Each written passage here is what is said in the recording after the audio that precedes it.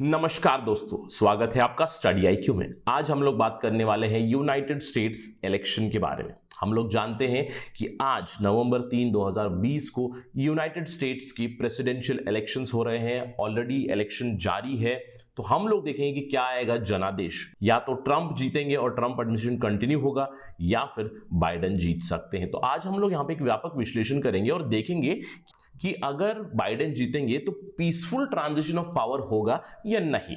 इस आर्टिकल के बारे में बात करेंगे, इसको लिखा था संजीव बरुआ ने, जो कहते हैं कि ट्रंप चैलेंज हो सकता है इलेक्शन रिजल्ट्स के बाद। यानी कि अगर इलेक्शन रिजल्ट्स में ट्रंप की हार हो जाए तो वो आगे कठिनाई पैदा कर सकते हैं with respect to transition of power from Trump administration to Biden administration. तो इसके ऊपर डिस्कशन करते हैं, बहुत कुछ इंफॉर्मेटिव चीजें आपको मिलेंगी यहाँ पे। Let us begin. लेकिन उससे पहले मैं हूं आपका दोस्त राहुल साई गांवकर। अगर आप मुझे फॉलो करना चाहते हैं, you can follow me on the ID Rahul Sai 222।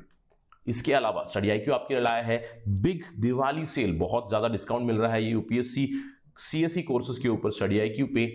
For more information download the app. जैसे कि मैंने आपको बताया, खबर यह है कि नवंबर 3 को ऑलरेडी अभी इलेक्शन जारी है। अभी खबरें ये आ चुकी हैं, कम से कम 90 मिलियन से ज्यादा वोटर्स ऑलरेडी वोट कर चुके हैं। और एक्सपर्ट्स इस बार प्रेडिक्ट ये कर रहे हैं कि ट्रंप और बाइडेन के बीच काफी क्लोज कॉन्टेस्ट होने वाला है। इनफैक्ट ये ऑलरेडी खबरें आ चुकी हैं कि ट्रंप ने अपनी एक लीगल टीम बना रखी है, बाइडेन ने अपनी एक लीगल टीम बना रखी है। तो व्हाइट हाउस का एक लीगल बैटल शुरू हो सकता है इलेक्शन रिजल्ट्स के बाद। जो भी हारे, there would be some sort of tumultuous phase in US politics in the coming times. तो चलिए देखते हैं इतिहास क्या रहा है यूएस का, क्या वो पीसफुल रहे। इन जनरल हम कह सकते हैं कि यूएस एक काफी हद तक स्टेबल डेमोक्रेसी रहा है, क्योंकि बहुत ही ओल्डेस्ट डेमोक्रेसी है। 1787 में पहली बार इनका कॉन्स्टिट्यूशन ड्राफ्ट हुआ था, 1789 में एनफोर्स हुआ। लेकिन ऐसा नहीं है कि यूएस में कभी पावर ट्रांजिशन में प्रॉब्लम नहीं आई है। यूएस में भी हम लोगों ने देखा है कि सिविल वॉर हो चुका है 1861 से लेकर 65 तक। स्लेवरी के इशू के ऊपर बहुत ही ज्यादा डिवीजन हो गया था यूनाइटेड स्टेट्स के बीच। तो अब्राहम लिंकन एक साइड थे जो एंटी स्लेवरी थे और बाकी स्टेट्स प्रो स्लेवरी। सो एक सिविल वॉर छिड़ गया था। तो ऐसा कुछ नई बात नहीं है कि यूएस में पावर स्ट्रगल नहीं होता है, लेकिन 1800s के बाद ये नहीं हुआ है। बहुत ही पीसफुल ट्रांजिशन ऑफ पावर हुई है। हाँ, थोड़ी बहुत तनाबनी between the candidates, between the parties is very normal, but in general stable democracy रहा है यूनाइटेड स्टेट्स। लेकिन अगर हम लोग इस बार के इलेक्शन की बात करें, इस बार ऑलरेडी डोनाल्ड ट्रंप ने बहुत सारी इलेक्टोरल प्रोसेस की इंटीग्रिटी के ऊपर सवाल उठा दिया है। उन्होंने कहा है कि यूएस इलेक्शन सिस्टम में जो पोस्टल बैलेट है वो फ्रॉड है, वोटर फ्रॉड है। इसके साथ ही साथ उन्होंने इसकी क्रेडिबिलिटी के ऊपर ही एक क्वेश्चन मार्क उठा दिया है। इसके ऊपर हम लोगों ने ऑलरेडी एक डिस्कशन किया है, यूएस पोस्टल बैलेट का इशू क्या है।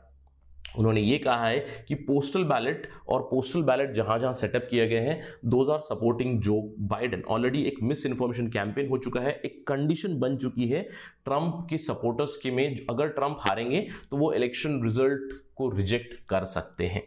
अगर हम लोग पोस्टल बैलेट की बात करें, यूनाइटेड स्टेट्स में 2016 इलेक्शन में 33 मिलियन वोटर्स ने पोस्टल बैलेट से वोट किया था। और इस बार कोविड की महामारी जो चल रही है, उसमें अंदेशा ये लगाया जा रहा है कि ये नंबर बढ़ के 80 मिलियन तक जा सकता है। तो अगर 80 मिलियन पोस्टल बैलेट जा रहे हैं, जिसके ऊपर ऑलरेडी सवाल उठा दिया है ट्रंप और उनके एलाइज ने, तो आने वाला समय बताएगा कि क्या होगा इस चीज के ऊपर। अगर ट्रंप हारेंगे तो वो पोस्टल बैलेट के ऊपर फिर सवाल उठाएंगे। यूएस इलेक्शन प्रोसेस के ऊपर ही, एक क्रेडिबिलिटी के ऊपर ही वो सवाल उठा सकते हैं। इसके अलावा अगर हम लोग बात करें करंट सिचुएशन की, तो ट्रंप एडमिनिस्ट्रेशन ने कोविड-19 के जो प्रिकॉशन प्रोटोकॉल्स है और जो पोस्टल बैलेट इशू है, उसको ऑलरेडी उन्होंने वाद विवाद में छेड़ दिया है। उसके अलावा ऑलरेडी ट्रंप के जो एलाइज है, ट्रंप के जो सपोर्टर्स है, उन्होंने ये कहा है कि लोकल लेवल डिसीजंस बहुत ही कंट्रोवर्शियल हो चुके हैं। पोलिंग लोकेशंस, पोलिंग बैलेट के रिक्वायरमेंट, ये सब सपोर्ट कर रहे हैं जो बाइडेन को। तो अगर हम लोग इस बार की बात करें तो experts are telling that half of the votes might come from postal ballot. तो यहां पे आप देख सकते हो कि Trump has already increasingly raise the spectre. In fact Philadelphia में ये कहा जा रहा है कि वायलेंस भी हो चुका है, जहां पे बाइडेन वोट गार्नर कर रहे हैं वहां पे। और अगर हम लोग बात करें प्रेसिडेंशियल डिबेट्स की, तो प्रेसिडेंशियल डिबेट के दौरान भी डोनाल्ड ट्रंप ने यही कहा था कि वो जो उनके सपोर्टर्स है वो उनको अर्ज करेंगे कि पोलिंग स्टेशन जाए और बहुत ही केयरफुली वॉच करें।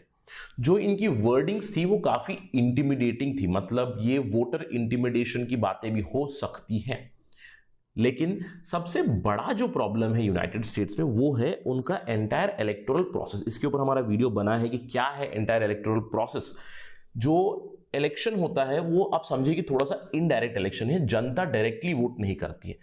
जनता वोट करती है उनके स्टेट्स में, उनके राज्यों में, उनके जो प्रतिनिधि होते हैं इलेक्टोरल कॉलेज में, उनको अल्टीमेटली वोट करना होता है प्रेसिडेंशियल कैंडिडेट को। मतलब एक इलेक्टोरल कॉलेज से वोट जाएंगे। तो अगर एक्स नंबर ऑफ वोट से कैंडिडेट ले ले, अगर वो कम भी हो तब भी आप जीत सकते हो। ये हुआ था 2016 में। 2016 में डोनाल्ड ट्रंप लड़ रहे थे हिलरी क्लिंटन से, डेमोक्रेटिक कैंडिडेट। हिलरी क्लिंटन ने, अगर आप ओवरऑल वोट गिनो 50 स्टेट्स में, तो हिलरी क्लिंटन ने क्लोज टू 2.9 मिलियन वोट्स ज्यादा लिए थे, लेकिन वो स्टेट्स नहीं जीत पाई थी। मतलब वोट उनको ज्यादा मिले हैं लोगों से, लेकिन वो रिक्वायर्ड नंबर ऑफ स्टेट्स नहीं जीत पाई थी, इसीलिए डोनाल्ड ट्रंप जीत गए थे। तो ये काफी वल्नरेबल है। बहुत से एक्सपर्ट्स ने कहा है कि अमेरिकन कॉन्स्टिट्यूशन को अमेंड कर देना चाहिए इस चीज को हटाने के लिए। लेकिन हम जानते हैं कि अमेरिकन कॉन्स्टिट्यूशन को अमेंड करना बहुत ही टफ प्रोसेस है, रैटिफिकेशन लगती है बहुत से स्टेट से, इसीलिए वहां पे हम देख सकते हैं कि बहुत ही कम अमेंडमेंट्स हुए हैं। It is in double digits. Hardly 17 amendments have been there with respect to United States Constitution. तो इसको बदलना एक्सपर्ट्स ने कहा है, लेकिन ये तो अभी ना के बराबर ही होगा। लेकिन करंट सिचुएशन अगर हम लोग देखें तो खबरें बहुत सी आ रही है। हम लोग पहले भी देख चुके हैं, सितंबर अक्टूबर में भी देख चुके हैं कि Trump won't commit to peaceful transfer of power if he loses. बहुत सी न्यूज रिपोर्ट आई है, आप देख सकते हो यहाँ पे, Trump is not going to commit to a peaceful transition of power if at all he loses. तो ये तो आने वाला समय ही बता सकता है, क्योंकि वोटिंग ऑलरेडी जारी है, जनादेश आएगा। इनफैक्ट इस बार एक और कंट्रोवर्सी भी छिड़ चुकी है पोस्टल बैलेट की वजह से। इलेक्शन का रिजल्ट कब आएगा? इलेक्शन का रिजल्ट एक हफ्ते में आएगा या फिर और टाइम लगा, क्योंकि पोस्टल बैलेट्स को काउंट करना भी है।